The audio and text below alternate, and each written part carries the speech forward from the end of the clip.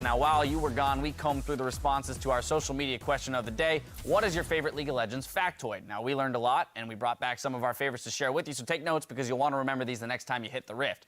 Our first fact comes from I Do Berlin, who writes, did you know Fizz can insta-trigger Thunderlords by using W plus Q? Auto attack modifier plus attack damage and spell damage, hashtag feeding time. Yes. Not the only champion, though, that can proc things off of 2 actions. Yeah, my favorite one is Lux. Q or E into an auto attack is going to trigger the spell's damage plus her passive plus her auto. Really? As an AD carry, I would think that you'd like the quirky, just turn on Gatling gun. Just turn on Gatling gun and you run at face them. yeah, but like you actually can technically do it with just one action. Sure, yeah. Just Morgana does it. Misfortune does it. Misfortune, another big one. Sure. Misfortune poking lane through Thunderlord's Misfortune. procs is one of the most frustrating things. Before Misfortune Make It Rain was nerfed, even support, I mean, it's still good. Support AP Misfortune was definitely a big thing, and it could chunk you out, but Specifically Misfortune Soraka, you're silenced in the slow zone, so you're going to get rooted too. It's actually pretty Kobe wants to learn something for the first time here. He doesn't want to know things he already knows. All right, our next tweet comes from Grave Cascade, who has some Poppy info. Poppy can be hit by her own ult if you devour her with Tahm Kench. Well, we actually saw an instance of this earlier in Korea this week. Check it out. Oh, Duke may not win this one. In fact, he's going to get flashed. I didn't even know that was possible. I didn't know that either. He's like, take me away from here, Tahm Kench.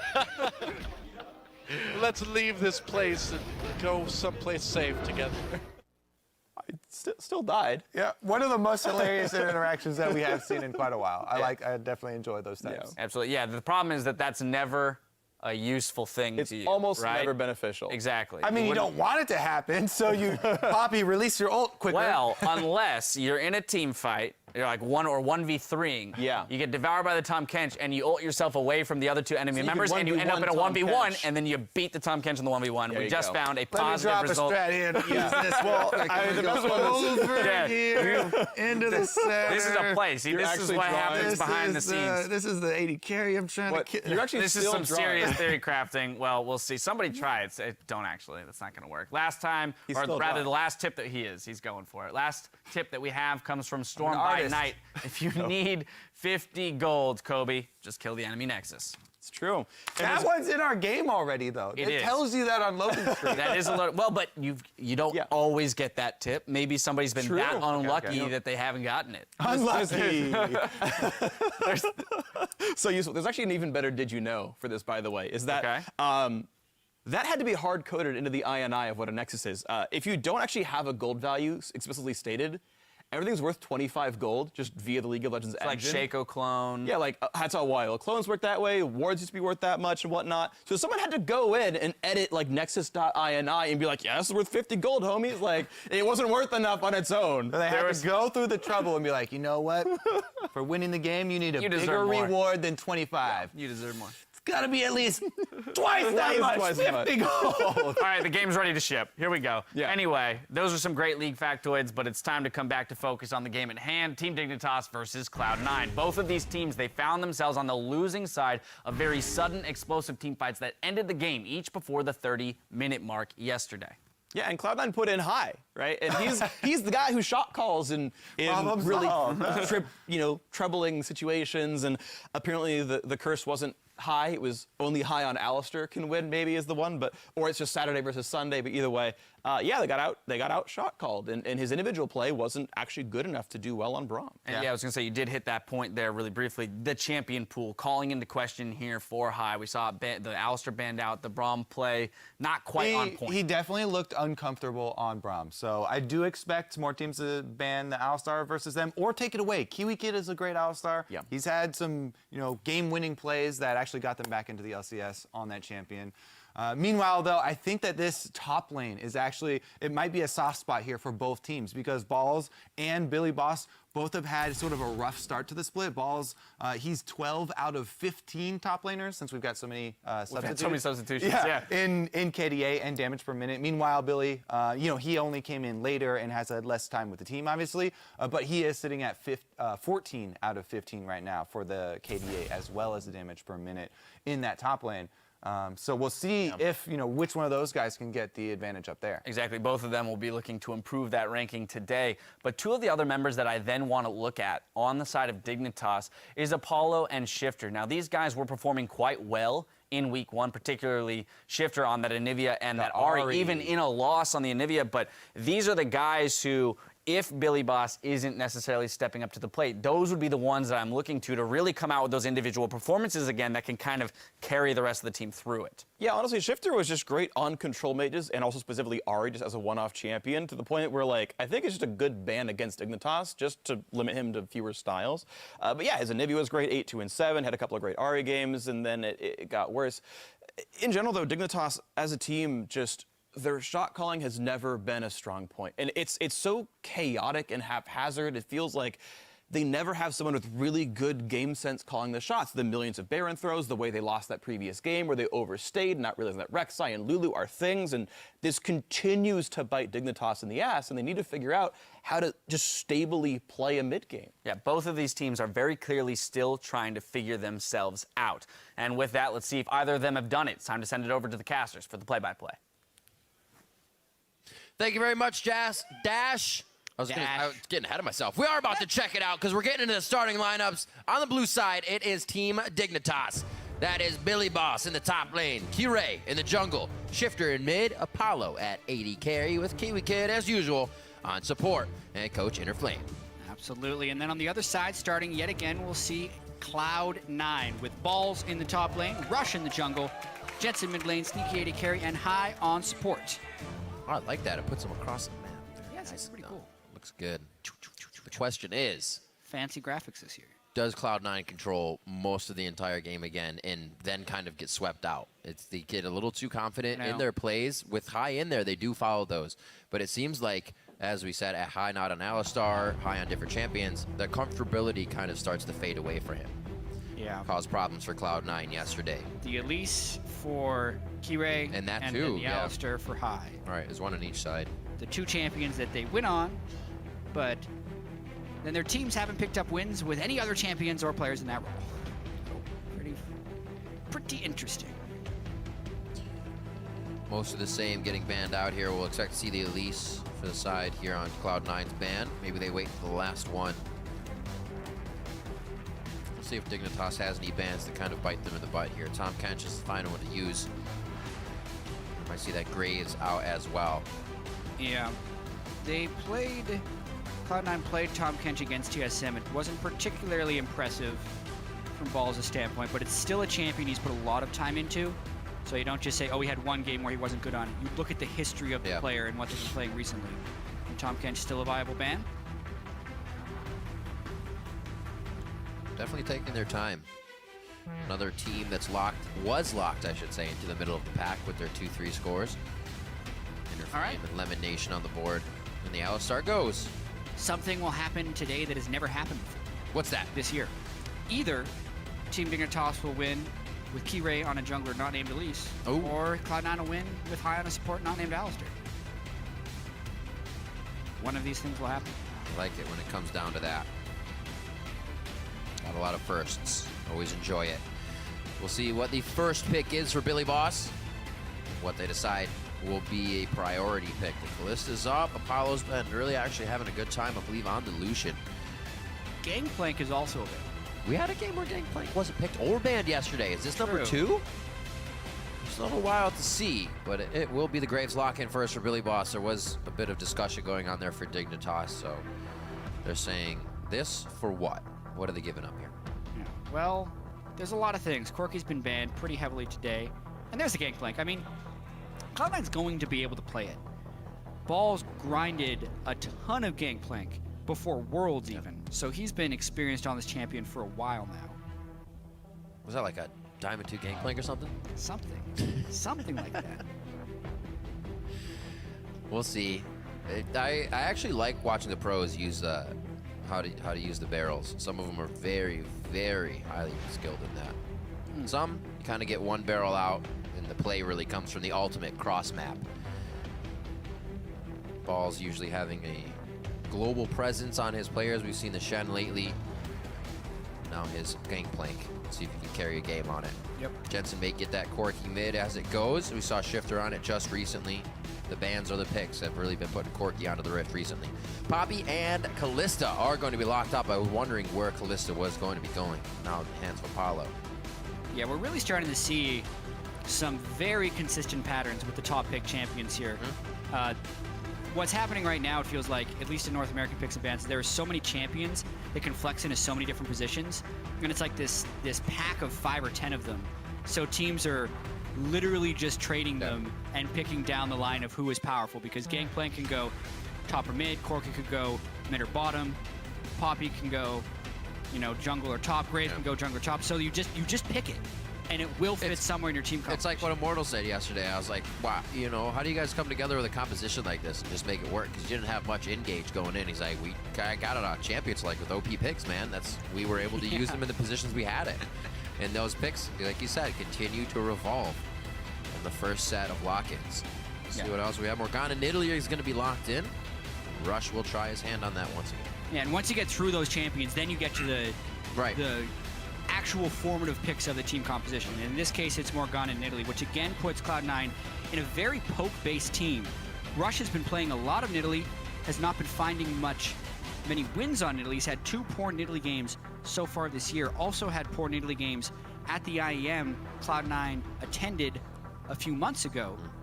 And they're really dead set on making these poke compositions work. This will be attempt number 3 for them. Well, they keep letting him play it. He still gets his aggressive moves in. It's just that seems like the communication wasn't there for the follow-up on those plays. Maybe it'll be the target that gets bound by Morgana this time. Everybody will be on board.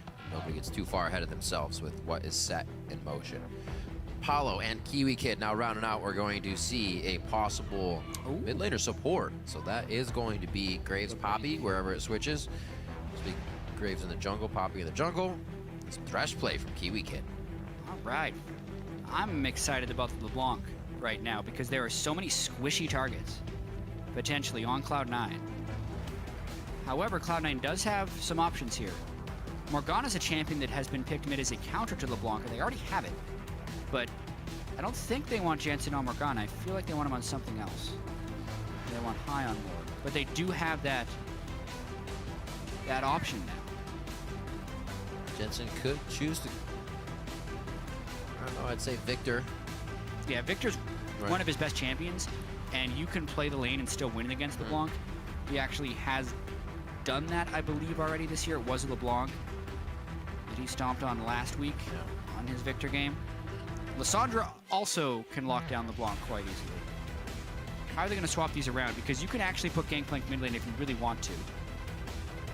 But they're going to swap it around and have Gangplank. Final. This is what we're looking at. So many different options. It could have been the Corky mid, too, right? That's very, very hard to read and counterpick properly.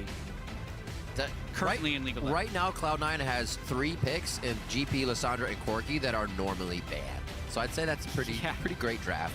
As well, Poppy Graves on the other side, and that Callista. So, namely 3 and 3. These guys are working with some pretty powerful picks that we talked about revolving in that top 10. And now we are going to see who can use them better on the Rift. Yeah, we had yesterday, Immortal said that they got the 20-second swap in. Jensen has Gangplank middle. Yep. And Lissandra is top lane. They did the old switcheroo. Swappy swap. We have until 20 seconds on the timer. They did just at the last second, I think. They weren't late on it. Hopefully not. I didn't see it. If they were late, the referees would have caught it. Yes. So. All right, friends, Romans, countrymen, lead me your tweets. Send your predictions for this match to @LOL Esports with the hashtag DIG win. It's easy to talk today. That's DIG win or hashtag C9 win to @LOL Esports. Hopefully your 140 characters are a lot better than the way I articulate. So we'll see. You read it, you always pronounce things properly. It's mana, not mana. It's how a tweet would read. But you're going to get it going now. When you write it, it's the same. They're already rowdy enough. You're going to discussion and debate going on. All right, we're going to be on the Rift. Dig versus Cloud9. Week 3, ladies and gentlemen. Let's get the action rolling. Some quick games we have seen here in the past few weeks. Fastest week of LCS in the NA last week. Or yesterday, I should say. Not last week. Yeah. And even with all the perception of people thinking that the games were super long in weeks 1 and 2, on average, games have been shorter every week of the competitive season when compared to last split. So the average has been down. We have had some games that go long, but there's always games that go long. This is the week where we're really seeing a pretty steep decrease in games, and some of that is due to luck, but overall the average will still trend downwards. Unless changes are made, we think. What happened? Look at that solo mission by Sneaky. You could say that. Yeah, It is sneaky. it was very sneaky because he got around the 4 people on Team Dignitas that were going for the deep wards, and he's going to actually get the starter ward to see where Correa starts.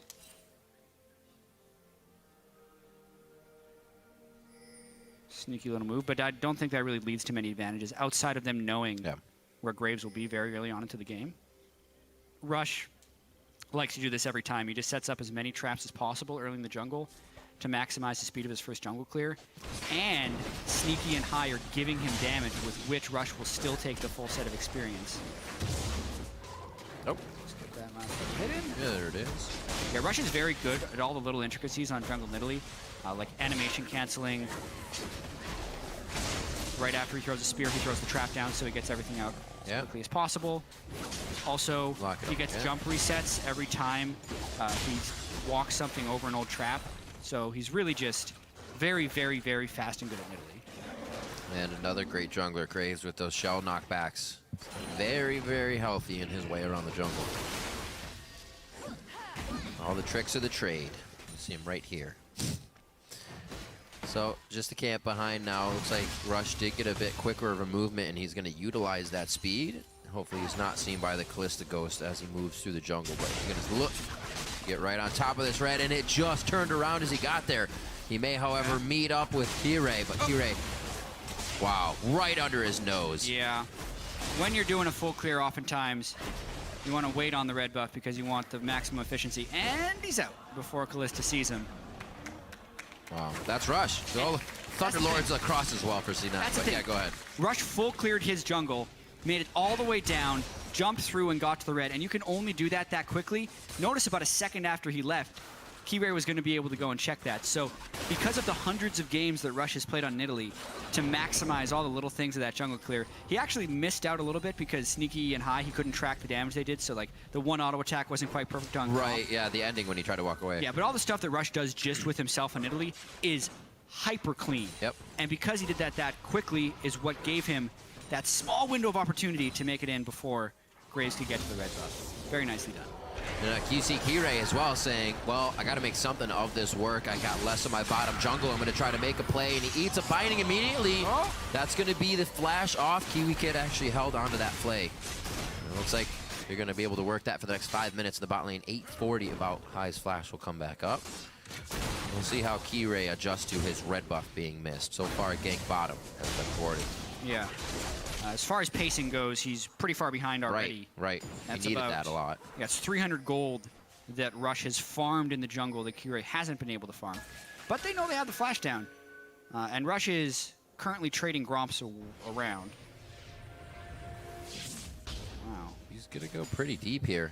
Find himself Wolf and then try to take Gromp, even with the knowledge that his ward was seen by Cloud9s when they warded. Yep. And so, okay, he smites out for the Wolf Spirit. The thing is, Makes that sense. intel probably should have been passed back and forth, which is what's allowing Rush to just continue farming in this jungle clear. And they just traded 1 camp for 2, which is not what they wanted. Now it's about Jensen. Can Holding the orange. but the wall hits hard. Few more shots, he ignites on. That's not going to be enough. He has a potion going as well.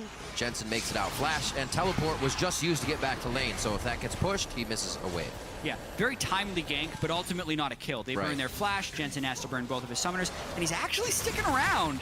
Whew. Oh dear. He has the time because he just come back, so he does have full stacks of corruption potion, and he doesn't want to give up the experience. Good point. Dangerous hook. Quick exhaust. Sneaky can't really get past the minions with shots or the mana for Frost Bomb, so he pulls off. A few summoners using the bot lane. And a bit of miscommunication. Rush is just going ham. Power farming, 28 to 16 in that farm regard. over Kira right now and really trying to have an impact on the map here. He is, but the other big impact in the game is Kiwi Kid in the bottom lane landing a couple death sentences onto high, forcing Flash, kind of slowly burning all the summoners, exhaust down, heal down, just the Flash onto Sneaky. Meanwhile, Kiwi Kid has only had to burn that Ignite, and that is all culminated in what was, before they went back to base, a 15 CS advantage in the bottom lane, which is quite substantial and is doing some work to try and make up the speed discrepancy between Rush's Nidalee and Kiray's Graves. Right. Also, just like what Kiray's Graves did, pulling the Raptor down out of it, and his smite was not triggered on the ward Rush tried to cheekily place inside that pit. Usually you see people trying to blow the Raptor vision. He got out. So sneaky little move. Rush, control of Scuttles, pretty much extra gold for him. Wow. Movement around the map for Nidalee is that much better. Damage being bought up here, as we would figure from Kiray. Rush has that Tracker's Knife already out with high on the roam towards mid lane here. He's just doing that. That's it. Just Rush's speed run in the jungle. Level 6 by 5 minutes and 54 seconds.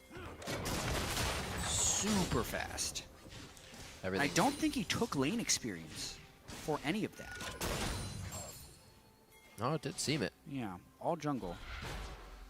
Trying to remember if he got back. We just saw him in lane, but he was walking past Jensen, really. Yeah. Now maybe he'll gank, since he's farmed up until level 6. There's a ping from Kiwi Kid. Shifter still has the distort to get out and double if he wants to. Mimic that. High reads it. He's going to have another one. He's going to use it, but very nicely done there to get some out of Shifter. Oh, Billy. Ultimate up on the balls, and he gets knocked down. Flashes with the auto already in swing. Wow, that was a massacre for Balls right there. He didn't return damage, burned his flash, still died, and got him that low. That is not a good sign. He had a CS advantage because he'd been shoving Billy up into the turret for most of the lane, but it looked like Billy had gone back for a Spectre's Cow, and Balls just hadn't matched with his recall yet. Cost him a kill. Overstayed. Nope. Oh, just on the edge.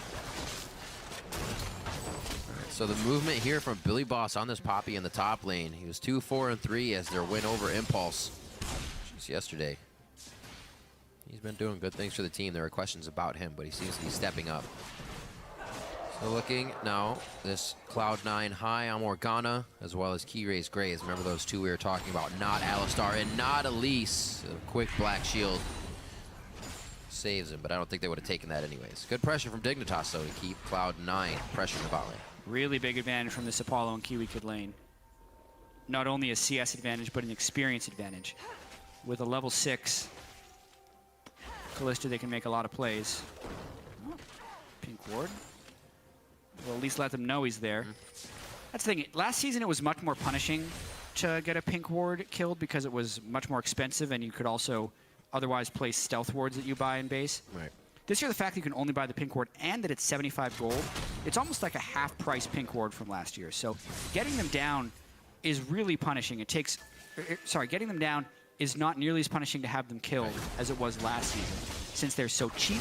Yeah. And since you're still getting the vision anyway, with which you couldn't otherwise have had. Yeah, it doesn't feel as bad to move one up if you have to either. I'm wasting it, but this could die faster. It's all kind of takes away the problem of it. Looking at about an 800 gold lead right now in for Cloud9. And this is one of the first times we've actually seen High and Sneaky pushing back towards the turret. See how they act there. No pressure from Kiray on this one, but pressure mid from Rush. He's a higher level. Rush is a higher level than both mid laners right now. But he still hasn't had an influence over the game. He needs to be able to find these fights. He makes it up to top lane faster than you expect because of that speed shrine. Here they go. Oh, the claw in. Alerted Billy Boss, uses W, gets himself out safely. Will Rush stay for more jungle? He pings in, he says, I'm gonna go find myself a blue buff, but also a Kiray misses that smoke. End of the line damage goes in, he got it, he got blue buff. The Rush gets away with it, trying to steal it. Shifter goes in, he throws one more sigil, Rush over the wall, and Rush goes down. Shifter able to pick that up. Yeah, who really got blue buff is Shifter. Yes. Because of the patience from Kiray. And it punishes Rush's relentless playstyle on Italy. You know he's going to go there. Rush has a very one-track mind when he's farming on Italy. It's, I can go anywhere, and I will without hesitation, because it's all about efficiency for him. But honestly, that's just well countered there by Team Dignitas. Kiray waited for him to hop in, got the Q against the wall, And then barely Shifter's able to finish him with all of his summoners at Ignite, but it still counts. They get the kill on a high experience, high level rush, which means it gives more experience than it would normally since he's actually out leveling the opponent. Yeah, and that's they true. get the blue buff back for their mid laner. Really well done. Maybe he thought he had a little bit more protection from Jensen or whatnot, but it's not that easy to stop a LeBlanc, especially if you know crowd control in lane. I saw Shifter just pick that up. The guy we've been looking to kind of carry the team. We know him for getting those triple kills in fights, and very impactful fights, and being the guy to have a 4-0-4 scoreline somewhere in the mid game. This looks like it could be one of those. Yeah. Hot lane in pressure. Gonna get some good tormented soil down. Corki has hit Sheen and gotten the missiles. So the poke is becoming quite powerful in that bottom lane. Doing their best to catch up, but the CS advantage was pretty huge. Yeah. It's hard to get it back just by shoving. The nice thing about Graves in Italy is as much as Italy will farm, Graves still has kill pressure because his burst is just so incredibly high. Of course, Rush has the farm pressure. And we've seen in the past Rush have some really dominating games on Italy, but this year it just hasn't been the case. We haven't seen him take over a game yet like he used to on Team Impulse last year. There's not as much fear from the opponents as he runs into lane. They kind of will stay and still try to make a play on it, or will be ready to counter it instead of avoid it. Yeah, teams are much more predictive of his aggression this year. Got to find new ways to work on this because it feels like he's very one-dimensional thus far. It shouldn't take too long if he can kind of go in the way he's learned before. He's very hard on himself, and he tries to escalate his ability to play as quick as possible, whether it be champion pool mechanics or helping the team, kind of getting the team going. But you're right, he's always the guy that wants to do things. That's what he says in interviews. I always want to do things. I want to make plays. I want to make things happen, and Italy allows him to do that. Hasn't been able to affect too many lanes just yet, only himself. And now the bot lane pressure here. He's just waiting in the wing, but it's going to be the Fates call in. Kiwi Kid goes for the hook. Flay, they get sneaky. Lock him down. Correa gets that first kill. And now Balls comes in. He's really able to just kind of deter the fight. I think Kiwi should live, but no. It's a hit from Jensen on the barrel. And now Dignitas is actually looking to turn away from this fight with a whole bunch of burst damage coming from Cloud9. Double TP by Cloud9, which is why they're able to get more people down there. But now Shifter has joined the fray to attempt to defend this turret. It's a 5v5 extended in the bot lane. Pulled exhaust, not too bad, just for distortion. And the turret looks like it will stand as everybody starts to disperse. Balls is going to back on a ward. They see that, but no worries. And double TP is definitely what Cloud9's been waiting for. They've held their breath until this long. Everybody hit it real fast. Yeah, and Team Dignitas saw Rush, and they were looking for a 4v3 counter gank. But Cloud9 can just as easily match, except they match with 2 teleports. So while Sneaky is bursted down, so is basically Kiwi Kid, who's standing right next to Keyray. But then because Cloud9 had 5 people there before Team Dignitas did, they got a bunch of damage on the Billy Boss. But at the end of the day, it was still just a trade. That turret falls. Did he teleport back? No, his teleport was to the play. That's right. So we walk back to lane with Claw, gets bottom TP or bottom turret, and we'll see how they continue to clean up the map with mid not being down. It just leaves Shifter in there to clean up all these waves that Jensen puts into the turret. It shouldn't be too hard.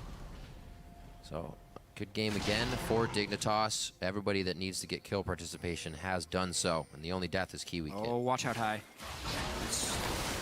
Just gotta get one more shot, and then he could burst him. Ooh. 100 Actually, 2 more shots, apparently. Because he did get the 1 more shot. He was a little too far away on that last shot. The closer you are as Graves, you can hit with all 3 of the pellets to do more damage. Very good attempt there by Keyray to get the kill. Will force high into a recall.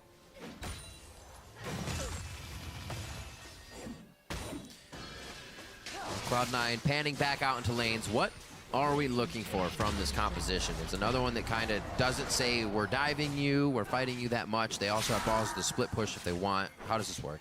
Right, well for Cloud9, it has to be a clean initiation because they've actually had this archetype for a team composition where they'd have 2 tanks and then 3 pokers. This game, they just have 5 people who can poke, or 4 people who can poke hard, and then 1 person who can hard initiate. So basically Cloud9 will want to set up outside of a turret, throw Nidalee Spears, throw Dark Bindings, let Sneaky throw missiles, and then if they ever have a numbers advantage and want to really push the dive home, you have the Lysandre come in the backside on top of a Gangplank ultimate and go. And if they try and engage on you, you make them walk into the Gangplank barrels and try and turn around that way.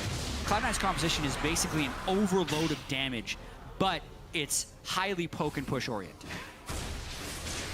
Actually saw a bit of those ultimates overlapping each other with Balls and Jensen throwing down the Glacial Tomb and Gangplank's ult. And pretty much the same circle size. Just all that damage right in the same zone. Gangplank ultimate is terrifying. And you can lead it if you want a huge slow path. You have 2 giant slow circles that the team has to run through. And then if you look at Team Dignitas, they need Shifter to be really on top of his game, but it's going to be difficult because he's against Lysandre. So if he ever tries to land one of those big game-changing distortion and mimic distortions on top of the team, he either dies to a Dark Binding or he dies to a Lysandre ultimate in the process. So he's really got to be careful on the outside of the fights. Generally, he'll want Billy Boss to lead in, create some chaos, and then allow Shifter to pick off isolated targets.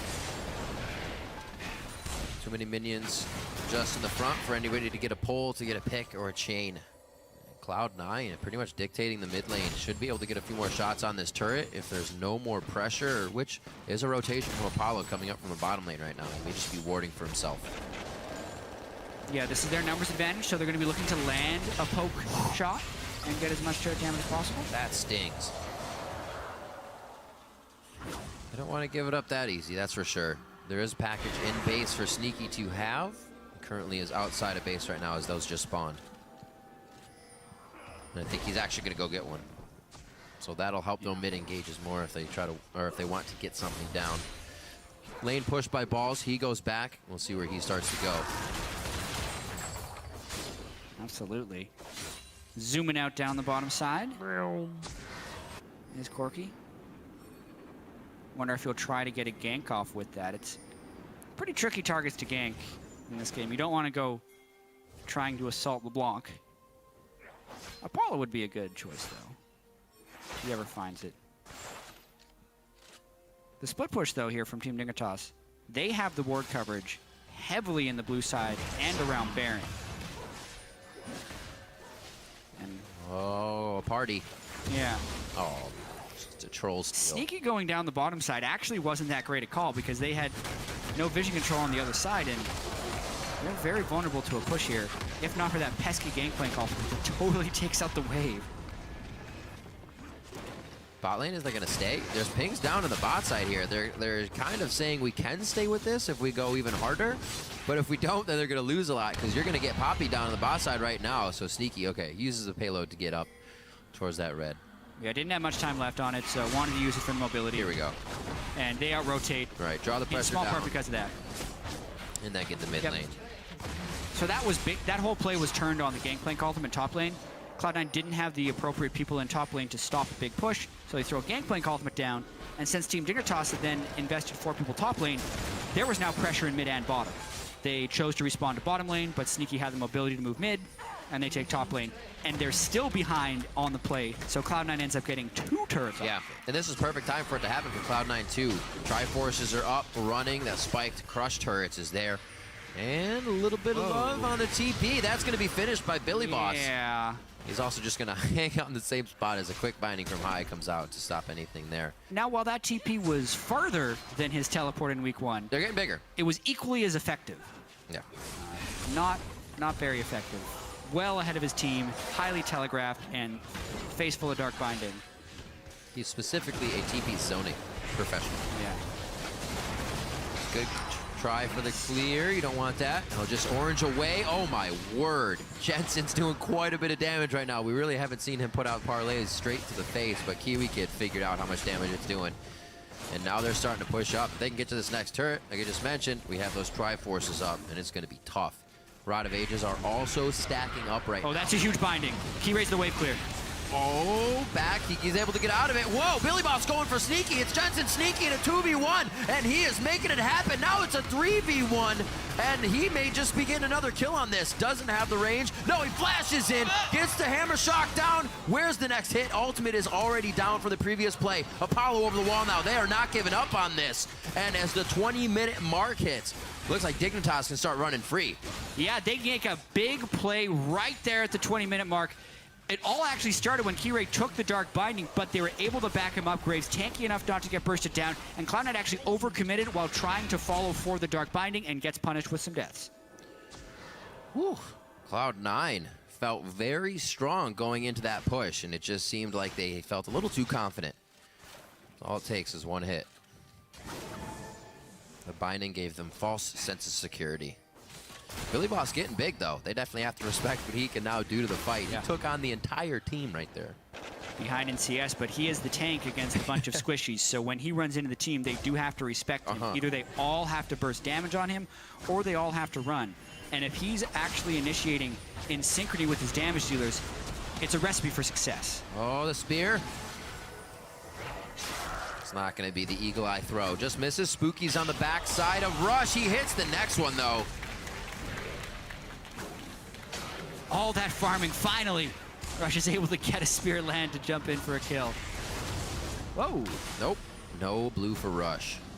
Just trying to steal it anyways. There's still one alive on the other side of the map. It may just be his for more spear poke. It's not like you have to really give it to anyone else unless Boss is doing some crazy split pushing. But right now, they have to be afraid if Poppy, or yeah, Billy Boss, if Poppy were to engage on his own terms, he's making trouble. Dragon is live, but Baron is live. We've only seen one Dragon go down so far. Rod of Ages stacking up now for Cloud9, so they have a little bit of time to wait for more power. Yeah, and if we just look at traditional team fighting roles as well, Billy Boss's strength on a tank is super, super important because in games where tanks don't exist, tanks can become much stronger. All of the poke damage that Cloud9 needs to land if they want to deal with the damage dealers of Team Dignitas has to make it through Billy Boss in some way. Although, when he's completely on his own, doesn't do much. Can you get one? Nope. He's going to push in. That helps him gain a little bit of distance. I don't know if he's got the resto. Kirei actually doing what he can to help, and he may put himself in a real bad spot. He's slowed. Sneaky doesn't have a package to get forward. Whew. Kirei actually goes low. Mid lane's getting pushed right now by both Apollo and Kiwi Kid. I'm sorry, Shifter and Kiwi Kid as Apollo is top lane. Yeah, so really they don't have the forces to split push that up either. That was just an uncoordinated play by Team Dignitas, and Cloud9 is able to punish. You can see how difficult it is for them to chase down the Poppy, but if there is no one to back him up and do damage to Cloud9 while they are trying to kill the Poppy, his tank stats are useless. Kiwi Kid goes into warding and security mode, so he puts that down inside the jungle. Now it is Apollo who has a lot of safety to work with this top turret in a bit of time. Home guards just started 3 minutes ago, so these second-tier turrets a little bit easier to save for Cloud9. They should be able to get this one and protect it. See this fight one more time for Billy Boss. Yeah, you can see they respect the Poppy ultimate, and he was trying to get Sneaky back without the black shield, and then maybe he could have ran away from Rush and Jensen. But Kirei also came to help, which ends up splitting the damage of Cloud9 a little bit. Enough spears land, though, for Rush that he can eventually pounce on for the kill. And Billy Boss was just up there when no other pressure was apparent on the map. Just not a smart place to be when you're considering where the rest of your team is. They may be getting pushed in once again here. They won't have Kirei right off the bat. He's trying to back at Wolves, but it seems like he gets stopped with the knowledge that the ward was being cleared. Yeah, that's a dangerous path to take. But Dig gets himself safely into position. So back and back go Dig towards their base. Cloud9 starting to move these wards up. Been very methodical, but only just a few minutes ago we saw Billy Boss take control of this exact fight. Will they be able to do it again? Now it's Shifter over the wall. He goes back. He didn't find the correct target. Kirei gets hit, and he is marked, but they cannot follow. Rush Billy Boss behind him. Billy is back. He teleported right into the mid lane, and they go straight for Jensen. They take down that true damage. He gets the ultimate on 3 people, and it's a quick hit. Knocks him straight up into the air. The claw back for Balls. He tries to get into a good spot and delivers the pain back to Billy Boss. The scatter from Cloud9 has kind of got Dig every which way as well, but Cloud9 still has to be very careful. Nice decisiveness by Team Dignitas there. As soon as Cloud9 went to set up the siege, they forced the fight with the teleport in from the backside. Exactly what you want to do. They only get 2 kills, though, so now the question will be how much ground can they take with all the low people of Cloud9 while they heal? Doesn't look like the wave is actually that close. The better choice is to deny resources in the jungle, so Rush comes out to absolutely nothing here. Good push by Dig. It seems like they can always find a way back in when things are at their worst. Yeah, so Shifter doesn't get bound going in on the first. That's a good step, but Keyray gets pushed back very quickly in the first way. Really, this shows you how hard it is for Cloud9 to deal with Billy Boss. There were 5 people staring him in the face, and they did not have the confidence of being able to kill him. Point Blank ultimate gives a delay for the rest of Team Dignitas to catch up, but they still can't quite convert on these kills. He pushes one further away. Billy Boss was one auto attack away from killing high, but the ultimate stunned him and he'd missed his chain. Yeah. So a bunch of near kills could have been much more disastrous. But at the end of the day, that was a 2-for-1 for Team Dignitas, where they burned their teleport advantage and didn't take a turret on the backside. It could have gone much better for them. Yeah, a little bit cleaner and a few more takedowns. It would have netted them that mid and a much more forward warding to set up some more plays. Apollo will be able to safely make it out. He takes a chunk. And Dignitas right now fighting Cloud9 and fighting the vote. Cloud9 with a lot of vote here from the community. They're trying to put it down. Having High here in the bot lane, playing much better than he did in his bronze game to help set things up. Communication seems to be there for Cloud9, but Dig is finding the errors that Cloud9 is making in these small calls. Cloud9 really doesn't have the chance right now to give up continuing this push, or they just feed Dig with minions. True, and they had teleport advantage right there, which is why they were trying to make a move over to Baron, but they just do not have the tank presence to threaten enough of that. They do have the poke presence, though. Oh! That's a heal. That's a shield. That's a sated Ball's made it in as well. That's one ult. That's only one ult. That still leaves a lot of crowd control and catch up for the rest of the team. Balls could use the ultimate. No, it is down already. Billy Boss getting hit. He's marked, but it was already used by Rush. He cannot get in on that jump as it's down, and it looks like they will start to head up and get some vision over towards Baron, something they have a little bit of already, and they can utilize to really stretch Dig thin here. And they still have Billy Boss's teleport down, so they know they've sent him back to base. There are not many people who can stop this. It is Shifter and Kiwi Kid who are front line to try and stop this Baron that's now only at 3,000 health. Apollo's not going to be able to get that many Rens in, or Spears, I should say.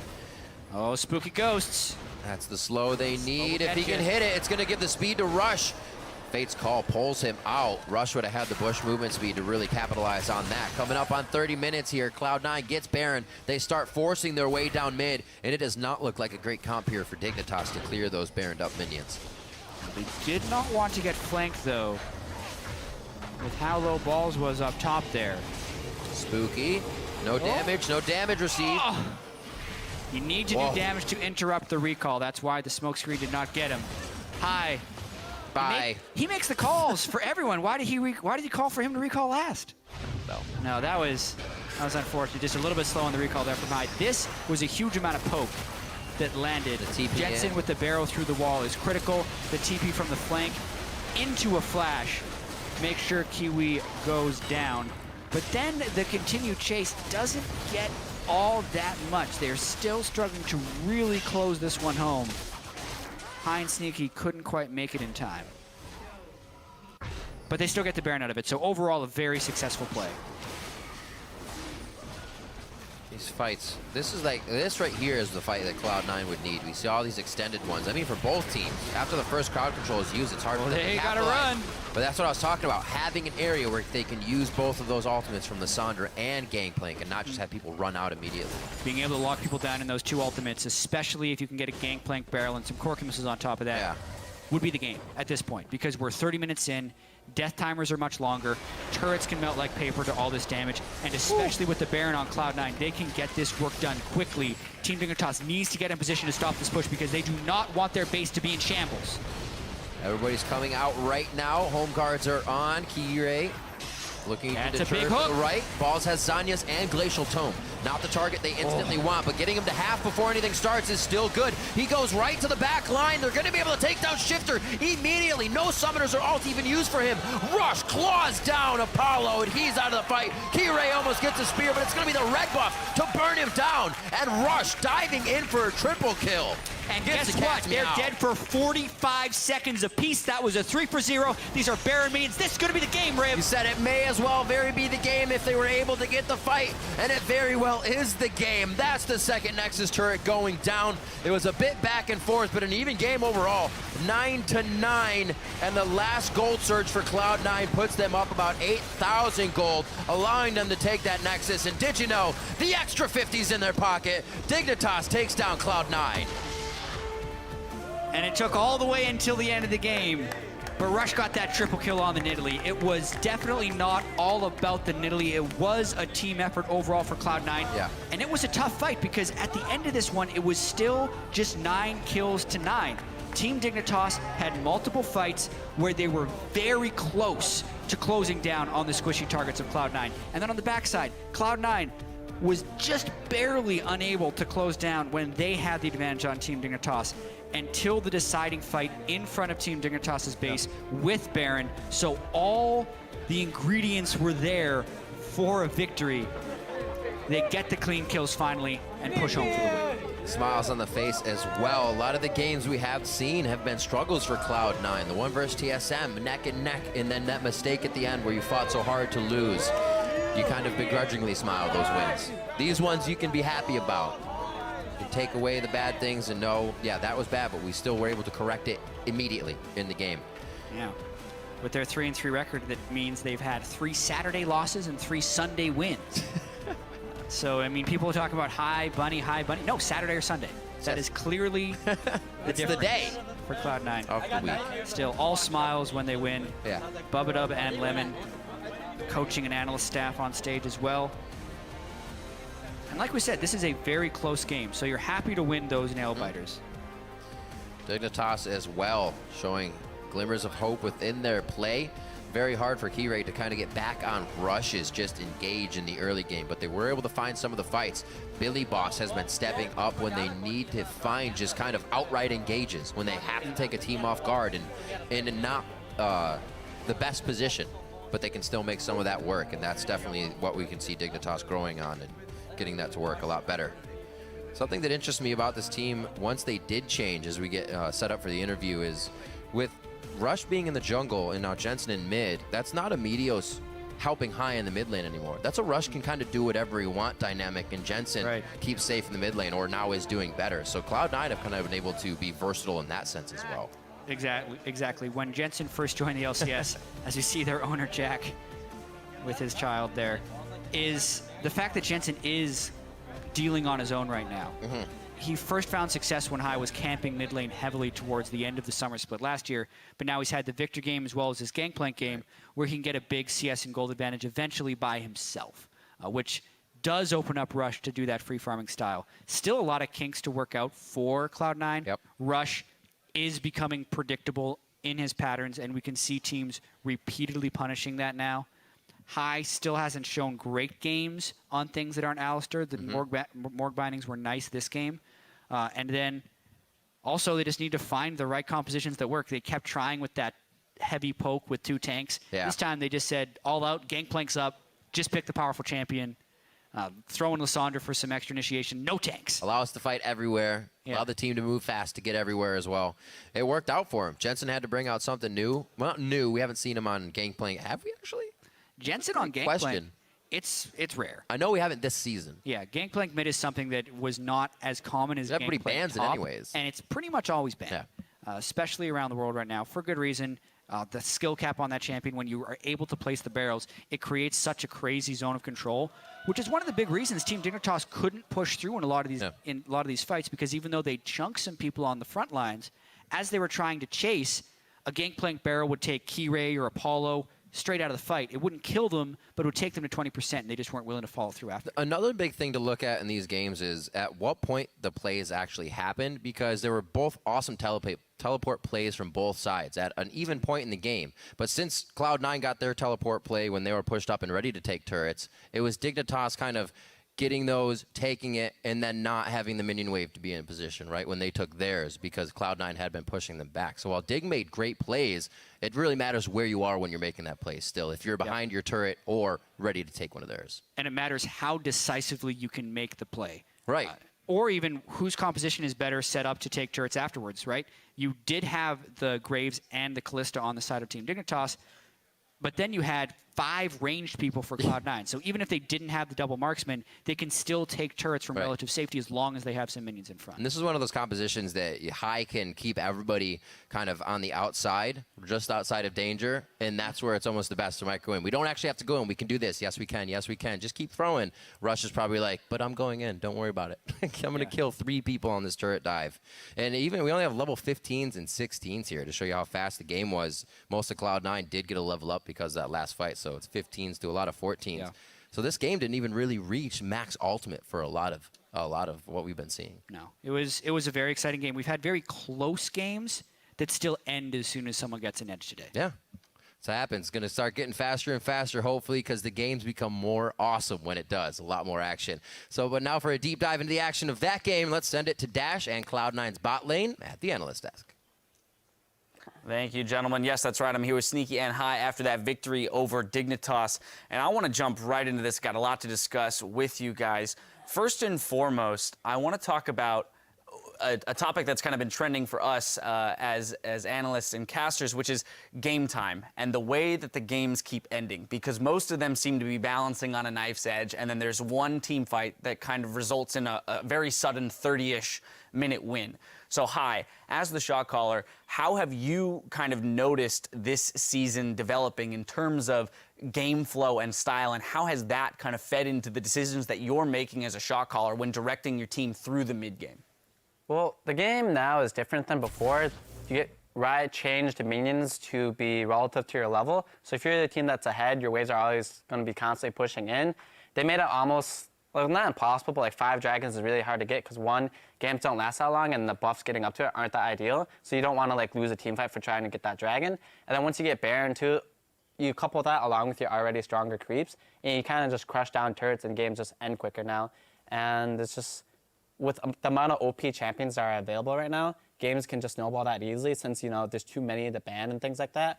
And you're just going to be like playing versus like a ton of like ridiculous champions that just do a ton and like just end the games quick.